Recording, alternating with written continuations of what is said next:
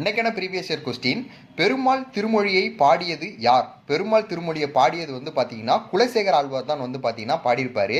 இந்த பெருமாள் திருமொழியை பார்த்தீங்கன்னா தமிழில் பாடியிருப்பார். இது முக்கியமானது, அண்டர்லைன் பண்ணிங்க.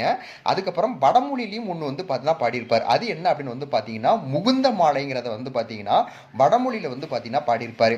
இவர் பார்த்தீங்கன்னா 8ஆம் நூற்றாண்டு காலத்தை பார்த்தீங்கன்னா சேர்ந்தவர் தான் இந்த குலசேகர ஆழ்வார். இவர் எங்கே பிறந்திருக்காரு அப்படின்னு பார்த்தீங்கன்னா கோழிக்கூடு, கேரளா பகுதியில் பார்த்தீங்கன்னா பிறந்திருக்கிறாரு. இது டிஎன்பிசியில் ஒரு தடவை எப்படி கேட்டாங்கன்னா குலசேகர ஆழ்வார் பிறந்தது அப்படின்னு சொல்லிட்டு 4 ஆப்ஷன் பார்த்தீங்கன்னா கொடுத்துருந்தாங்க. சேர நாடு, சோழ நாடு, பாண்டிய நாடு, பல்லவ நாடுன்னு கொடுத்துருப்பாங்க.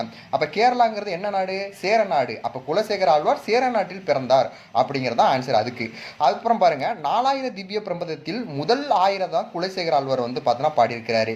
இந்த முதல் 1000த்துல பார்த்தீங்கன்னா எத்தனை பாசுரங்கள் இருக்குது அப்படின்னு பார்த்தீங்கன்னா 691 பாசுரங்கள் இருக்குது. இது ரெண்டுமே பார்த்தீங்கன்னா டிஎன்பிசியில் கேட்டிருக்கிறாங்க.